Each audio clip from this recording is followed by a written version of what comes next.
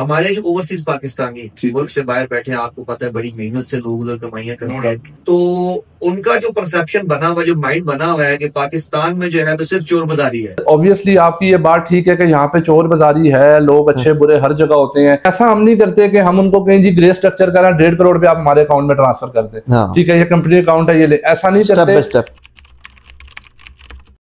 अस्सलाम वालेकुम, Oryol property से अहमद वलीद आपसे मुखातिब हूँ और आज की वीडियो जरा मुख्तलिफ है। आज हम आपको कोई हाउस टूर नहीं दे रहे, बल्कि जो आपके सवाल थे कंस्ट्रक्शन रिलेटेड उसका जवाब लेने के लिए आज हम पहुंचे हैं। हमारे बड़े प्यारे दोस्त हारून भाई हैं जो कि कंस्ट्रक्शन एक्सपर्ट हैं, उनसे आज हम कुछ सवाल करेंगे जिसमें आपके सवालों का जवाब होगा। कुछ लोग जानना चाह रहे थे कि घर बनाते हुए कॉस्ट क्या आती है, तो हमने आज 10 मरला का घर चुना है। 10 मरला के ऊपर हम बात करेंगे कि 10 मरला का घर प्लॉट लेके उसको ट्रांसफर करवा के उसके बाद घर शुरू होने तक आपके क्या अमल होते हैं, फिर कंस्ट्रक्शन में आपकी क्या कॉस्ट आती है। और कोई बंदा ओवरसीज है, बाहर बैठ के पाकिस्तान में वो इन्वेस्ट करना चाह रहा है और घर बना के बेचना चाह रहा है या फिर अपनी जात के लिए वो बनाना चाह रहा है, तो टेंशन फ्री होके, मतलब उसको उधर से बैठे हुए कोई टेंशन ना हो और बिल्कुल टेंशन फ्री तरीके से वो कैसे पाकिस्तान में घर बना सकता है। तो हमारे साथ हमारे दोस्त हैं हारून भाई। हारून भाई कैसे हैं आप? जी अल्हम्दुलिल्लाह, आप बताएं? ठीक है अल्हम्दुलिल्लाह, पाक का शुक्र है। हारून भाई, हमारे क्लाइंट्स हैं, आप जानते हैं हम लोग हाउस टूर्स देते हैं, तो लोग हमें कंस्ट्रक्शन के बारे में बड़े सवाल करते हैं। 10 मरला का घर आज हमने सेलेक्ट किया कि 10 मरला के बारे में हम बात करें। इसी तरह हम सीरीज बनाएंगे, उसमें 5 मरला, 1 कनाल, 7 मरला, इसके बारे में भी हम बात करेंगे, लेकिन आज स्पेसिफिकली हम बात कर रहे हैं 10 मरला पे। तो एक 10 मरला का प्लॉट अगर एक बंदा खरीदता है, अपने नाम पे ट्रांसफर करवाता है, उसके बाद क्या क्या अमल आते हैं घर शुरू करने तक, मतलब बहरिया के जितने भी प्रोसेस है वो आप अभी बताएंगे हमें। फिर उसके बाद हम कंस्ट्रक्शन के बारे में आगे बात करेंगे कि कॉस्ट कितनी आती है, हमारे जो कंस्ट्रक्शन के मटेरियल है वो क्या कॉस्ट आती है, वो सारी इसके बारे में बात करेंगे। अभी आप सिर्फ इतना बता दें कि एक बंदे ने प्लॉट ले लिया, अपने नाम पे ट्रांसफर करा लिया, अब वो घर बनाना चाह रहा है, तो वो क्या स्टेप्स हैं जो उससे फॉलो करने पड़ेंगे? अहमद भाई, जब कोई बंदा बहरिया टाउन में डीएचए में किसी बड़ी नामवर सोसाइटी में या उसके अलावा भी लोकल एरियाज में डीएचए के अलावा सीडीए के अंदर, आरडीए के अंदर कोई भी प्रॉपर्टी परचेज करता है, सबसे जो पहला अमल उसने करना होता है प्लॉट परचेजिंग के बाद, वो होता है पोजेशन लेना।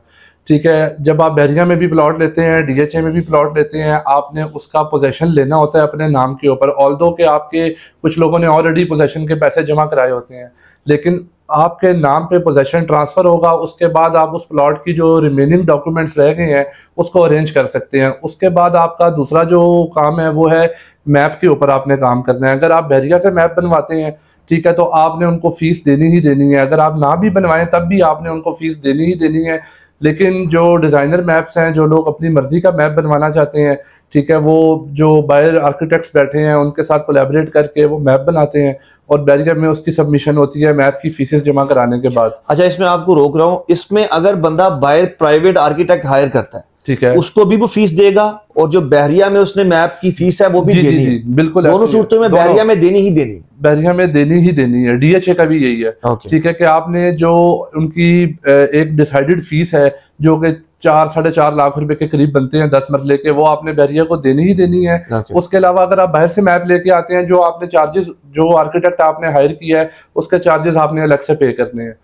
फिर बहरिया में जब आप अपनी ड्राइंग सबमिट कराएंगे, ये आपकी पूरी ड्राइंग्स को रिव्यू करेंगे, उसकी प्लम्बिंग ड्राइंग्स, इलेक्ट्रिकल ड्राइंग्स और भी जो बाकी इनकी जो फाइल के प्रोसेस होते हैं उन सारी चीज़ों से गुजार के, कि तकरीबन लगभग कोई 2 से 3 हफ्ते का प्रोसेस है। वो करने के बाद, ठीक है, आपका मैप आपके हैंड ओवर होता है। उसके बाद आपका जो घर बनाने के लिए, जिन लोगों ने घर बनाना है उनके लिए फिर डिमार्केशन का एक प्रोसेस आपका स्टार्ट हो जाता है। आपने डिमार्केशन अप्लाई करनी है, बहरिया की एक लीगल टीम है, वो आएंगे, वो आपके प्लॉट की निशानदेही करेंगे। अगर 10 प्लॉट हैं यूँ लाइन में, 10 के 10 खाली हैं, वो आपको बताएंगे कि आपका प्लॉट कहाँ से कहाँ तक है, उसके प्रॉपर निशानदेही करके चौक के साथ उसको प्रॉपर उसकी ड्राइंग करके आपको देंगे। और उसके बाद जो है फिर आपका प्रोसेस शुरू होता है एक्सकवेशन का, जिसमें आपने एक मशीन वाला हायर करना है, जो एक्सकवेटर मशीन वाले हैं। यहाँ तक के लिए ये होगा कि आपकी जो प्लॉट की खुदाई है उससे पहले आपने प्रोसेस बता दिया। ये सारा प्रोसेस तकरीबन 1 हफ्ते का काम है? नहीं, ये अराउंड आप कह लें कि ये अगर आप उनसे बिल्कुल कोई बंदा इजी लेके इन चीजों को चले और अपनी चीजों के पीछे ना भागे, तो वो तकरीबन आपके 2 से 2.5 महीने का काम है। अच्छा, 2 से 2.5 महीने का काम है। और अगर आप अपनी चीजों को फॉलो अप करते रहे, या जो भी आपका कंस्ट्रक्टर है, रिप्रेजेंटेटिव है, बिल्डर है, वो उन चीजों को फॉलो अप करता रहे, तो तकरीबन ये 3 से 4 हफ्ते के अंदर अंदर ये सारी चीजें वाइंड अप हो जाती हैं। बिल्कुल ठीक हो गया। और इसके बाद फिर बहरिया की टीम आके डिमार्केशन करती है। फॉर एग्जांपल एक 10 मरला का प्लॉट 35 बाय 70 डायमेंशंस का है, तो वो डायमेंशन आपको बहरिया लगा के देगा कि ये यहाँ से यहाँ तक ये आपका प्लॉट है, ये आपका प्लॉट है। ठीक हो गया। इसके बाद आपने करवानी है खुदाई प्लॉट की, खुदाई करानी है। खुदाई के बाद फिर आगे सारा प्रोसेस आप जी। उसके बाद आपकी जब एक्सकेवेशन मशीन आपने हायर करनी है, जब वो आपकी प्लॉट की खुदाई करेंगे तो आपकी जो स्ट्रक्चर ड्राइंग्स जो बैरिया ने आपको दी होंगी आपने उसके अकॉर्डिंगली काम करना है। अच्छा, एक चीज़ मैं यहाँ बता दूँ आपको अहमद कि अगर आप बैरिया टाउन में डीएचए में किसी अच्छी बड़ी सोसाइटी में ड्राइंग्स को फॉलो नहीं करेंगे, ठीक है, बाहर से कोई ठेकेदार ले आएंगे हल्का फुल्का और वो आके कहेगा जी मैं यहाँ पे काम कर लूंगा, जिस तरह बाहर मैं 50 साल पहले घर बनाता रहा हूँ उसी तरह ही बना लूंगा।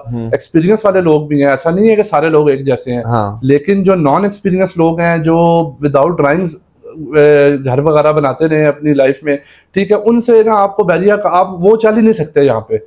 उसकी रीजन क्या है? उसकी सबसे बड़ी रीजन ये है कि वो आपको ड्राइंग्स देते हैं, आपने अपना इवन के जो अंडरग्राउंड वाटर टैंक है, ओवरहेड वाटर टैंक है, आपकी पैरापेट वॉल्स हैं, ईच एंड एवरीथिंग ना आपने सेम डायमेंशन की रेडी करनी है। ऐसा नहीं हो सकता कि आपका शेड जो है वो 1 फुट का था तो आपने जो है उसको 14 इंचेस का कर लिया। नहीं, 2 इंच भी बैरिया या डीएचए आपको ना उसके ऊपर बिल्कुल रिलैक्सेशन नहीं देगा, चार्जेस भी लगाएगा, वो ठीक भी कराना पड़ेगा आपको। चलिए इसके बाद अभी हम बात करेंगे कंस्ट्रक्शन कास्ट की। उससे पहले एक मेरा बड़ा इंपॉर्टेंट सवाल है, हमारे जो ओवरसीज पाकिस्तानी है मुल्क से बाहर बैठे हैं, आपको पता है बड़ी मेहनत से लोग उधर कमाइयां करते हैं। No doubt. यहाँ पे तो लोग समझते हैं कि पता नहीं उधर लोग किस तरह रह रहे हैं, लेकिन जिस तरह से वो करते हैं हमें आइडिया है, क्योंकि हमारे साथ लोग आपके साथ भी राब्ते में होते हैं, मेरे साथ भी राब्ते में होते हैं। तो वो लोग जब पाकिस्तान में कोई घर बनाना चाह रहे होते हैं तो उनका जो परसेप्शन बना हुआ, जो माइंड बना हुआ है कि पाकिस्तान में जो है वो सिर्फ चोर बाजारी है और यहाँ पे जो ठेकेदार है वो आपको सिर्फ और सिर्फ लूटता है।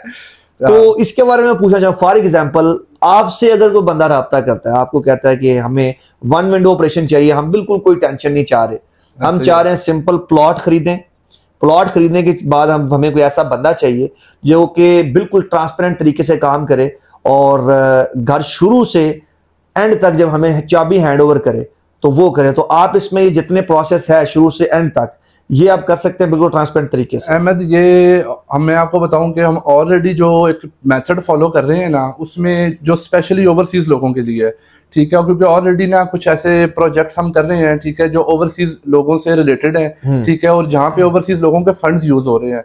तो ऑब्वियसली आपकी ये बात ठीक है कि यहाँ पे चोर बाजारी है, लोग अच्छे बुरे हर जगह होते हैं, ठीक है, और जो लोग ओवरसीज है ना उनके साथ कहीं ना कहीं कभी ना कभी कोई ना कोई ऐसा मिसहैप हुआ होता है, बिल्कुल, जो वो इतने डर जाते हैं, खौफजदा हो जाते हैं कि वो हर बंदे को फिर उसी नजर से देखते हैं। तो उन लोगों के लिए जो ओवरसीज हैं, स्पेशल हम एक चीज उनके लिए कर रहे हैं कि उनको वीकली बेसिस पे जिस प्रोजेक्ट में उनके पैसे इन्वॉल्व होंगे उसकी अपडेट देते हैं, ठीक है, और प्रॉपर एक ऑनलाइन पोर्टल बनाया है जो भी कॉस्ट उनके घर पे आ रही होती है उनके साथ वो ऑटोमेटिकली शेयर हो रही होती है। वो एनी टाइम अपने फोन में खोल के उसको देख सकते हैं कि भाई ये हमारी आज जो है हमारे घर पे इतनी ईंटें लगी हैं, इतनी चीजें लगी हैं, और प्लस एक और बेनिफिट दे रहे हैं। ऐसा नहीं कि हमें घर बना रहे हैं तो हम कहें जी आपकी फैमिली से कोई बंदा आके घर विजिट नहीं कर सकता। जो रिप्रेजेंटेटिव वो यहाँ पे अपना हमें बता के जाएंगे, ठीक है, ये हमें बता देंगे, बाहर से राब्ता करके बता देंगे भाई ये बंदा कभी कभी आके देख लिया करेगा या बेशक वीकली आके देख लेगा। तो वो आए, बैठे, देखे, चीज़ों को डिटरमिन करे, चीज़ों को वेरीफाई करे, अपनी नज़र से देखे, डिस्कशन करे। तो इस चीज़ पे भी हमें कोई किसी किस्म का एतराज़ नहीं है, ठीक है, और ट्रांसपेरेंसी हमारी इतनी होगी कि क्लाइंट को कभी इस चीज़ के ऊपर डाउट इंशाल्लाह नहीं होगा कि मैंने अगर 10 रुपए दिए हैं तो मेरे घर पे 9 रुपए की चीज़ लगी है, क्योंकि ईच एंड एवरीथिंग उसके साथ शेयर हो रही है, इनवॉइसेस शेयर हो रही हैं, ठीक है, और प्लस ये कि जो उनके रिप्रेजेंटेटिव हैं यहाँ पे वो भी आके विजिट कर रहे हैं।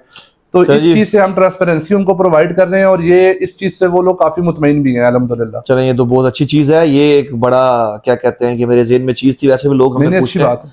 अब हम बात करेंगे कंस्ट्रक्शन की कॉस्ट के बारे में। 10 मरला का अगर कोई घर बंदा बनाता है तो पहले तो ये बताएं कि उसमें मटेरियल कितना लगता है, टोटल ग्रे स्ट्रक्चर तक हमारी कॉस्ट क्या आती है, ईंटें कितनी लगती हैं, स्टील हमारा कितना लगेगा, हमारा क्रश कितने डंपर लगते हैं, रेत कितनी लगती है, और उसके अलावा क्या क्या अवामल हैं जो कि सारे एक ग्रे स्ट्रक्चर तक आते हैं। ग्रे स्ट्रक्चर के बाद तो आपको फिर अपने हिसाब पे होता है, जो बंदा वो कहते हैं जितना गुड़ डाले उतना मीठा हो जाता है। तो ग्रे स्ट्रक्चर तक अभी हम इसकी करेंगे कैलकुलेशन कॉस्ट की, तो उसके बारे में जरा बताएं, इजी, बिल्कुल इजी, ताकि एक आम आदमी भी समझ सके कि अगर घर बनाना है तो तकरीबन इतने पैसे होने चाहिए 10 मरला के लिए। बिल्कुल। अच्छा अहमद, इसमें ये है ना कि कुछ चीजें मैं आपको अभी बता दूं कि सब ये डिपेंड करता है आपकी लैंड के ऊपर भी कि आप किस जगह पे अपना प्लॉट ले रहे हैं। ठीक है, कुछ लोग अब बहरिया में डीएचए में मोस्टली प्लॉट्स ऐसे हैं जहाँ पे फिलिंग है, आपको पाइल कराने पड़ते हैं, आपकी डीपीसी तक आपका 50-60 लाख रुपया लग जाता है। तो जो ऑनर्स होते हैं वो डर जाते हैं, अभी 60 लाख लग गया है तो ये तो प्लॉट ही तैयार हुआ है। हम बात करते हैं ना सॉलिड प्लॉट के ऊपर, हम सॉलिड प्लॉट की बात करेंगे। हाँ। उसके बाद हम ये रख लेंगे कि अगर सॉलिड नहीं है तकरीबन इतने ऊपर लग जाएंगे आपके। ठीक हो गया। सॉलिड प्लॉट की बात, सॉलिड प्लॉट के ऊपर ना आपने अगर एक्सकवेशन करानी है वो आपने 2-3 फुट ही करानी होती है, उसके बाद आपके नीचे राफ्टिंग होनी है, उसके बाद आपका डीपीसी तैयार होना है। तो इन सारे प्रोसेस के ऊपर जो भी आपकी जो चीजें आपके घर में लग रही हैं, ठीक है, उसमें ऑब्वियसली ईंटें होती हैं, सीमेंट होता है, रेत होती है, बजरी होती है, ठीक है, उसके बाद हार्डवेयर का सामान होता है, स्टील होता है, ठीक है, और प्लस जो लोग वहाँ काम कर रहे हैं, लेबर है, शटरिंग वाले के मामलात हैं, फिर जो सरिया लगा रहा है उसकी लेबर है। तो एक मैं लमसम फिगर पहले आपको बताता हूँ, फिर मैं इसको डिवाइड भी कर दूंगा। लमसम फिगर ना किसी अच्छी सोसाइटी में उनकी जो उन्होंने आपको एक वो रूल्स एंड रेगुलेशंस दिए हुए हैं उसको फॉलो करके अगर आपने बनाना है तो 1.35 से 1.40 के करीब आपका ग्रे स्ट्रक्चर 10 मरले का आज की डेट में आपको कॉस्ट करता है। ठीक है, और इसमें सिर्फ लेबर के और मटेरियल्स के पैसे हैं, अच्छे स्ट्रक्चर के। ऐसा नहीं कि अगर 15 टन सरिया लिख के दिया है ड्राइंग्स में तो आप 11 टन में पूरा कर दें, वो तो फिर आपने अपने घर के साथ ज्यादती कर प्रॉपर बायलॉज को फॉलो करते हुए ये कॉस्ट आती है। ये कॉस्ट अच्छा, इसमें 10 मरला में ईंटें तकरीबन हमारी कितनी लगती है अहमद भाई? इसमें ईंटें ना अराउंड आप कह लें कि 90,000 से लेकर ना 1 लाख ईंट तक लग जाती है, लेकिन ये डिपेंड करता है आपका जो मैप रेडी हुआ है कि उसके कवर्ड एरिया कितना है आपका। ओके, ठीक है। स्टील आप कह लेके अराउंड अगर आपका प्लॉट सॉलिड है तो 14 से 16 टन के बीच में आपका स्टील लगना चाहिए। ठीक है, क्योंकि उसमें भी आपका डिपेंड करता है कि आपका स्ट्रक्चर किस तरह का है, आपने डबल हाइट रखी हुई है, सिंगल हाइट है, आपके लंबे कॉलम्स हैं, स्टील का यूज ज्यादा हो रहा है वहां पे। ये तो हर घर पे फिर डिफरेंट लेकिन हम बात करें एक नॉर्मल डबल यूनिट 10 मरला घर, बिल्कुल समझ लें कि जो कि लोएस्ट कॉस्ट में, इसके ऊपर तो फिर मैंने बताया जितना मीठा गुड़ डालेंगे उतना मीठा होता है। लोएस्ट कॉस्ट में 10 मरला का अगर कोई बंदा घर बनाना चाह रहा है सिंपल, ठीक है, तो उसकी बात हम करें अराउंड आप कह लें कि 14 टन सरिया लग जाएगा। 14 टन सरिया लग जाएगा, और ये अप्रोक्सीमेटली आप कह लें कि तकरीबन 38-40 लाख रुपए का बन जाएगा। ठीक है, और जो रेत आपके तकरीबन 10 डंपर लग जाएंगे। पहले सस्ता था, अब डंपर भी महंगा हो गया। 2-3 तरह की रेत है, अच्छी रेत, अपना घर बनाना है, खुद रहना है, तो चीजें ये ग्रे स्ट्रक्चर में आप इन चीजों में ना पैसे नहीं बचा सकते। तो 60-65 हजार रुपए का डंपर है तो 6-6.5 लाख रुपए के आपके डंपर आ जाएंगे जो रेत के लगेंगे। फिर इसी तरह क्रश है, ठीक है, क्रश के आपके आ जाएंगे 12-13 डंपर्स, ठीक है, वो आपका कोई तकरीबन 11-12 लाख रुपए के करीब क्रश लग जाएगा। ठीक है, और सीमेंट आप कर लें, सीमेंट आपका अराउंड लग जाना चाहिए तकरीबन 1400-1500 बैग आपका जो ग्रे स्ट्रक्चर तक जो है वो कहीं नहीं गया। ठीक है, फिर आज की डेट के साथ आप उसको मल्टीप्लाई कर लें, 1200-1250 का था कुछ टाइम पहले, अभी 1300-1350 का चल रहा है, तो ये भी तकरीबन कुछ 27-28 लाख रुपए बन जाएंगे। बिल्कुल। तो उसके बाद आपके ना, अच्छा, इसमें मिसलेनियस चार्जेस भी होते हैं ना। चार्जेस तो नहीं होते, वो एक कॉस्ट ही होती है जिसमें आपका जो चौकीदार है आपने उसके पैसे देने हैं, उसकी सैलरी है, उसकी हम बात करते हैं। उसकी आप बिल्कुल ठीक कह रहे हैं, वो ग्रे स्ट्रक्चर तक ये चीजें आ गई, सिर्फ हमने अभी मटेरियल की कॉस्ट बताई है। अब इसके बाद आगे जो फर्दर चीजें हैं, जैसे कि आपका जो बंदा उधर बना रहा है, फॉर एग्जांपल आपको कोई कॉन्ट्रैक्ट कहता है, देता है, तो आप उसमें अपनी परसेंटेज भी ऐड करेंगे, आप उसमें जो वॉचमैन रखा हुआ है उसके भी पैसे होंगे, उसमें हो सकता है पानी भी आ रहा है तो पानी के भी पैसे होंगे, सारी चीजें है ना। तो वो तकरीबन एक कितनी कॉस्ट बन जाती है ग्रे स्ट्रक्चर तक अगर आप जिस बिल्डर से भी बना रहे हैं उनके डिफरेंट अब उनकी परसेंटेजेस हैं। ठीक है, कुछ लोग ले रहे हैं 10%, कुछ ले रहे हैं 15, कुछ 18। आजकल लोग जो नए कॉन्ट्रैक्ट साइन कर रहे हैं वो 20% में कर रहे हैं। ठीक है, तो अगर आप अपनी टोटल 1 करोड़ और 35 लाख रुपए आपके ग्रे स्ट्रक्चर की कॉस्ट है तो उसका आप 10% निकालेंगे तो 13.5 लाख बन जाएगा। ठीक है, 15% निकालेंगे तो 18.5 लाख बन जाएगा।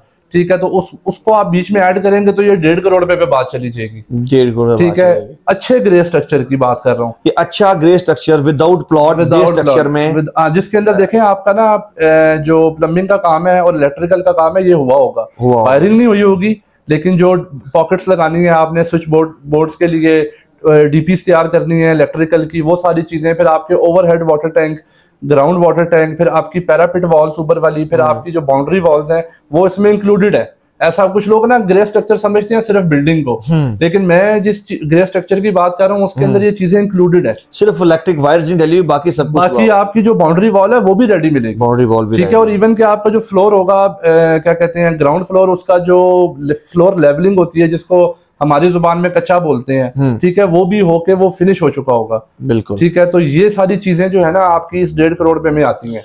1.5 में आपका ये सब हो गया, ये सब हो जाएगा। बाकी प्लॉट की कास्ट वो डिफरेंट है, कोई ओवरसीज में ले ले, कोई कहीं ले ले, डीएचए में कहीं ले ले, वो उसको ऐड कर ले, हाँ, तो ग्रे स्ट्रक्चर उसका उतने में रेडी हो जाएगा। इसके बाद अगर कोई फिनिशिंग करना चाह रहा है, अब नॉर्मल फिनिशिंग, मैं नहीं कहूंगा बहुत हाई फाई इंपोर्टेड मटेरियल्स, इस तरह से पाकिस्तानी मटेरियल्स में फैसल पोटा लगा के एक बंदा फिनिशिंग करना चाह रहा है, अच्छी फिनिशिंग करना चाह रहा है, तकरीबन अप्रोक्सीमेटली वैल्यू हम बताएंगे वो कितने में हो जाएगी, और ये पूरा घर बनने में कितना टाइम लग जाता है? अच्छा अहमद, इसमें ये है ना कि अगर कोई बंदा फिनिशिंग कर रहा है ना अपने ग्रे स्ट्रक्चर की, ठीक है, तो ये डिपेंड करता है कि वो किन क्वालिटीज में जा रहा है, ठीक है। जिस तरह आपने कहा पाकिस्तानी मटेरियल्स यूज करके, ठीक है। अब पाकिस्तानी मटेरियल में भी ना आप कहें कि अच्छी और बुरी चीज है, बिल्कुल, ठीक है। अगर आपने एक 6000 वाली चीज लगानी है और उसकी जगह आप 1000 वाली लगा रहे हैं, दोनों पाकिस्तानी है, बिल्कुल, ठीक है, और इम्पोर्टेड जो है वो 15000 वाली हो उसी चीज के अंदर, तो वो ना ये वेरिएशंस आपने ना खुद डिटरमिन करने हैं कि हम चीज कौन सी लगा रहे हैं। अप्रोक्सीमेटली कॉस्ट फिनिशिंग की दरमियाने घर की जो एक रीजनेबल घर है, जिस जो प्रेजेंटेबल घर है, रहने के काबिल, जिसमें आपको 2, 4, 5 साल कोई नया काम ना कराना पड़े, इसकी फिनिशिंग की जो कॉस्ट है, और 2, 4 साल ना बाद वो घर पुराना भी ना लगे, ऐसा ना हो कि 5 साल बाद लगे कि 20 साल पहले घर बनाया था।